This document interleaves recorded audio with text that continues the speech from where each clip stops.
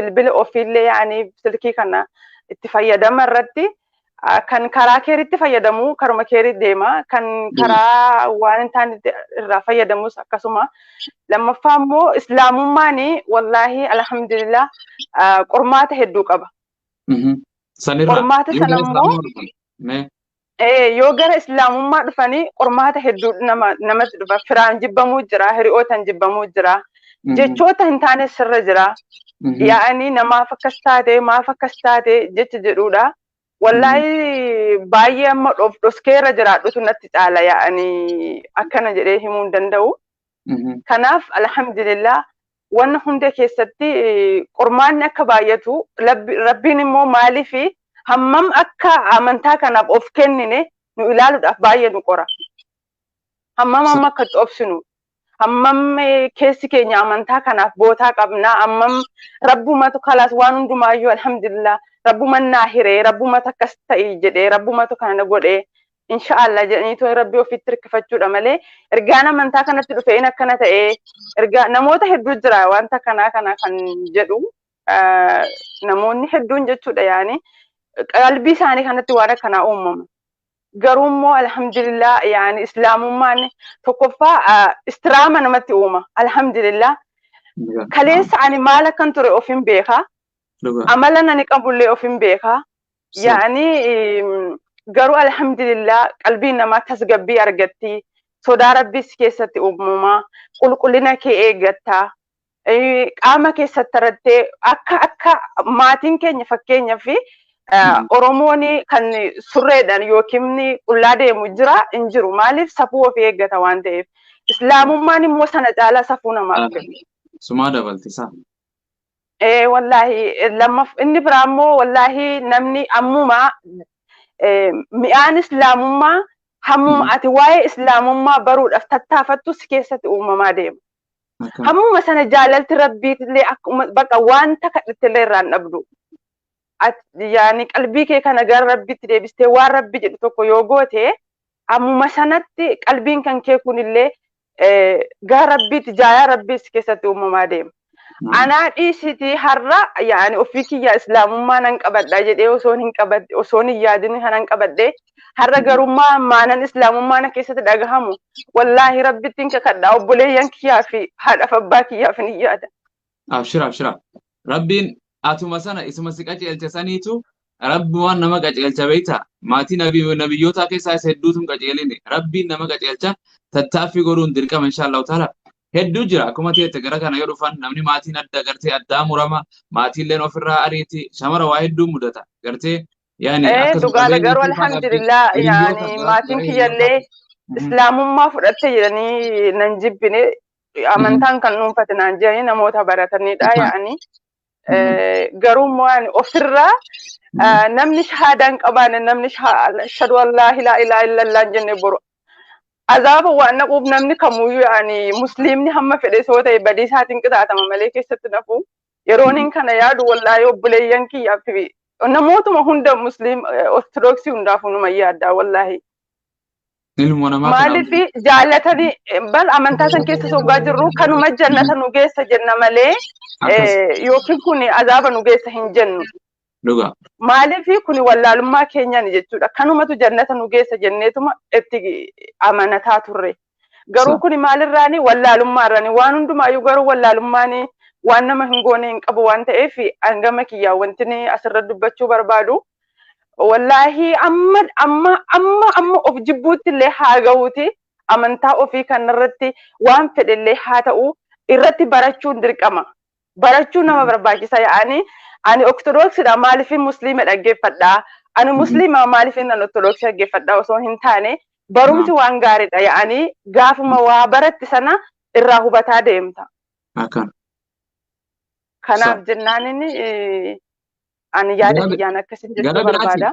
Mee inshallah hedduu hiriyootaanis adda ba'a jechuun namni maatiin gariin gartee maatiin gariin amantiin taabbaati waan fedhetti amanii intalatoo obboleessa koo ilma koo siin jetti. Maaliif gartee yoo gartee jaalalleen hiriyoonni gwaddanyaan warri waliin jiraatu gaafa namni gara islaamummaa kana dhufe amantii sana keessa maa gartee karoora maaliif arraba adda addaatiin dhiiraaf amantee birriif amantee amantii akkana hedduu jira. Addaami murama jaalallee kee warra gartee kan dhiiraan dhugaadha amma fakkeenya fi haadhi abbaan keenya amma haadhi kiyyaa dhuftee nan amantaa jijjiirtaa jedha. Abbaan kiyya garuu amantaan kan dhuunfaa keetiiti jedhan. Garuu ani maaliin yaadanan amansiise akkamiin yaadama amansiise ani yooniin salaanne dhukkuba akkan du'uun feetanii hin jedheni. Maaliif isaan immoo maal yaadanii waan ati silatii dhandhalattee fi miidhamtaa amantaa yaani hoggaa dhiistu kanaa jedhanii asabani. Ani immoo egaan islaamummaatti dhufe yooniin salaanne siriyyuu na dhukkubaa hin jedhani.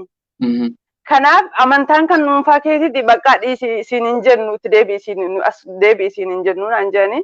Kanarrattis immoo nama yaada nama hubatudha alhamdulillah abbaan kan koo. Maashaallah. Rabbiin umrii haa dheeressuuf fayyaa isaaniif haa kennu gara islaamummaa rabbi si haa fidu gammachuu si haa dhageessuuf. Gaa islaamummaa rabbi gammaddee guyyaa tokko kan isaanii kana nama gaddisiisa yoo du'anis dubbiin jajjabdu osoo jiranii gartee gara islaamummaa waamuun dirqama ta'a. Mee yeroo amantiisan keessaa hiriyoota jechuun gara hiriyoota keessaa maaltu nama mudata waan gartee hiriyoota dhabuunis yeroo dhugaadha wallaahi obbole yaani firoottan kiyya karaa haadha kan kooti qeesota yaani amantaa keessatti bakka guddaa qabanu. Guyyaa hedduudha kan gaafiif deebii waliif dhiyeessinee misiin jiraani. Baay'ee walitti aarrefaa amma wal muufachiisnee walirraa baafannu geenya. Inshallah akkuma sana immoo namni immoo rabbiin an qajeelche immoo mucayyoo gaaddanyaa tiyyaa takka Dubaay irra jirti. Inshallah nana manadhanaan jettee jirti. Anis hamma dandeetti kooti anis haibban kan koo annarraa dhagahetti maalummaa islaamummaa itti immoo hinnisu.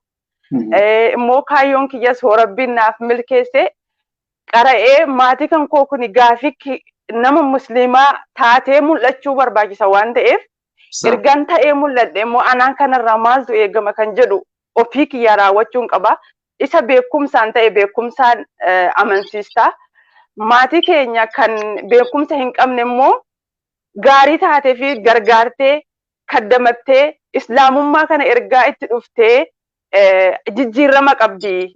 Nu ifnaatee nu gargaartee namni yaani maatiin kan ofii kuni namni hin baranne ati tola oolaniif yaani jaalalti maatii keetillee si hubataa deeman jechuudha. Kanaaf ani gama kootiin inshallah akka yaadutti yoo rabbiin na laaffisetti qura'aanas qara'ee kan beekumsaan ta'e beekumsaan ibsuu fi kan beekumsaan qabaanne immoo ta'ee fi amansiisuun barbaada inshallah yoo rabbiin na laaffisetti.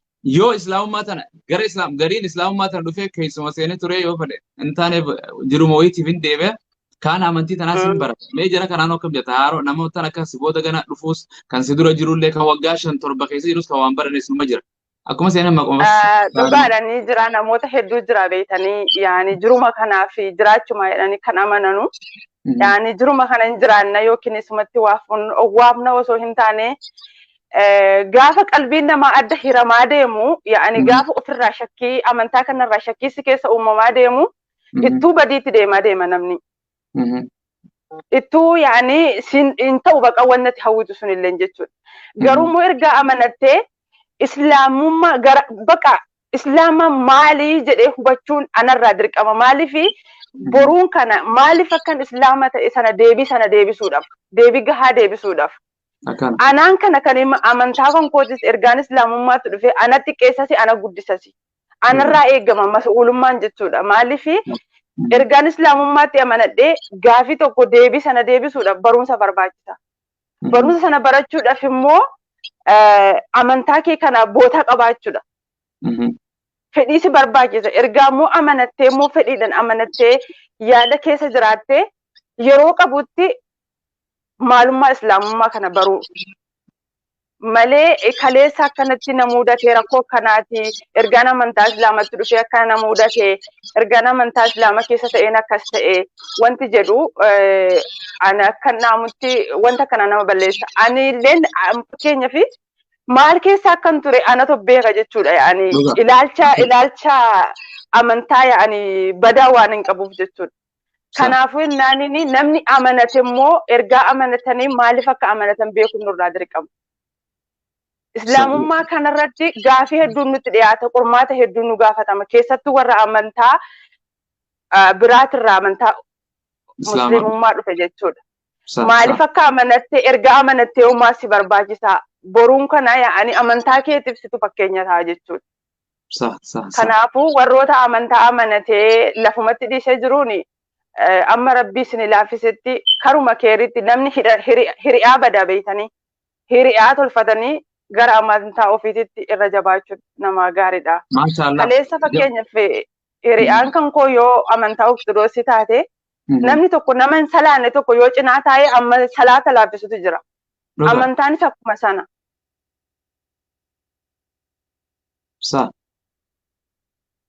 Akkasiin jedha warroota amantaa kanatti immoo hin dhufneef immoo aamsana ni qabu. Amanadhaa hin jedhuuni yoo fedhii isaanii ta'e malee baradhaa hin jedhaan akka sammuu kiyyaatti waa dhaggeeffadhaa waa baradhaa mee jibbuurra maaliif akka jibban hubachuun irra gaariidha. Akkas. Angama kiyyaan akkas jechuun fedha warroota amantaa. Gara biraatiin warrootan gartee yaani yoo amantiin taabbaati jedhan waan fedhatti amanuu amantii teenya gartee karaa godhe feetus amanii feetus kafarii ka jiru quraana keenya beektu waan fedhatti amanuu dandeenya feetu bara amantuu kiristaanaa tanaa namni ortodoksii dhiisee pheenxee dhaqee pheenxeerraa waaqeffata dhaqaa tawaahidoo hinuma deema gartee so islaamummaa nama dhufu kanaan ijoollee waan adda addaan dhagaye yeroo hedduu gartee ijoollee waan akka hin beekne wangeela hin beekne dhamaatu warra sammuu hin qabne kanuma akkanumatti ijoollee biyya arabaa gaafa akkana jedhan. Dhugaadha wallaahi arraba hedduutu jira beektanii. Annatu suuraa obboleettii kiyyaaf kan kooti irratti poosti godheennaan arraba hagana hin jedhamne jala kaan. Ofii maraattee, ofii fayyaan qabdu, ofii akkas taate, ofii akkana taate, bakka wallaahi hagana hin jedhu bakkaan yaani sammuu yaani amma sammuu ofitti aartutu jira beektanii. Maaliif kuni beektu namni tokko waan tokko namaan jechuurraa abbaan sun waa hubateennaan waa seene waa ofitti beekeennaan jechuudha. Anam fakkeenya boru fuula rabbii waan naqe anatu kiyyaan gaafata malee isaan naaf hin gaafataman.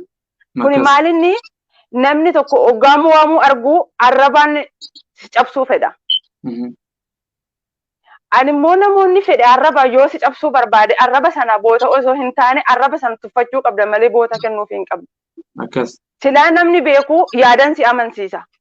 Maaliif jette mee maaliif akkas jechuu dandeesse? Anammoo obboleetti kooti waan badaan hawwuufi wajjinan dhaladhe waan ta'eefu. Kanaaf isaanu poostiin goone jechuudha. Obboleetti kootiin poosti godhe an arrafamu ana. Akkas. Ofiifana manadhee kan arrafamus ana. Akkas. Yaani namni tokko amma fakkeenyaaf amantaa musliimaa keessaa bahanii toonii kan amantaa biraa qabatanii musliimii duuba deemeen arrabsaa. Rabbiin si haa qajeelchuu jedhanii biraa deebi'an. Akkas. Kanaaf inni immoo amanatee amantaa ortodoksii keessas haa ta'u kiristaana keessas haa ta'u bahee amanatee arrafama. Akkas. Maaliif arrafama? Isaanii sababbiin isaa wangeelatti nama arrabsi jedhamoo matsaaf quddusii nama arrabsi jedhamoo bakka itti nama arrabsi jedhu tokko hin jiru. Namni amantaan kan fedhe ofiiti. Egaa immoo namni amantaa ofii kan nama arrabsi hin jenne tokko godhuunuyyuu kan wangeelli hin jenneyyuu raawwan sana raawwachuun dogongora amantaa ofii balleessuuti kun ilaala. Akkana. Kanaafuu namoota nama fakkeenyaaf waan fedhan jedhanii nama arrabsuu danda'an.